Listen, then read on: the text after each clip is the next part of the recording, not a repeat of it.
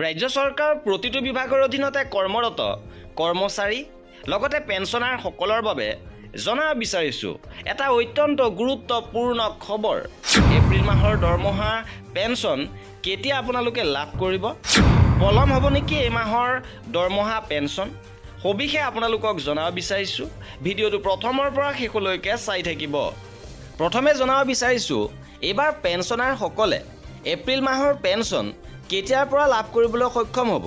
পেঞ্চনাৰসকলে যিহেতু মাহৰ 25 তাৰিখৰ পৰাই পেঞ্চন পাবলৈ আৰম্ভ কৰে, কিন্তু এইবাৰ যিহেতু 26, 27 আৰু 28 এপ্ৰিলত বন্ধ আছে, 26 এপ্ৰিলত ফৰ্থ ছেটাৰডে, 27 এপ্ৰিল ৰবিবাৰ আৰু 28 এপ্ৰিলত দামোদৰদেৱৰ তিথি হোৱাৰ বাবে বন্ধ আছে।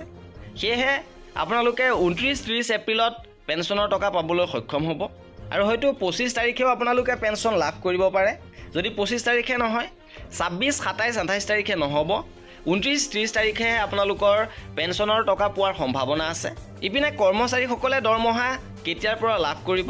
যিহেতু 1 তাৰিখে চৰকাৰী বন্ধ আছে, 1 তাৰিখে মে' দিৱস উপলক্ষে বন্ধ থাকিব, সেয়েহে এইবাৰ আপোনালোকে 2 তাৰিখৰ পৰাহে দৰমহাৰ টকা লাভ কৰিবলৈ সক্ষম হ'ব। আৰু এয়া আছিল আজিৰ ভিডিঅ'টোত। কৰ্মচাৰী আৰু পেঞ্চনাৰৰ সকলো খবৰ পাই থাকিবৰ বাবে আমাৰ চেনেলটো ছাবস্ক্ৰাইব কৰি ৰাখিব। ভিডিঅ'টো শেষলৈকে চোৱাৰ বাবে বহুত ধন্যবাদ।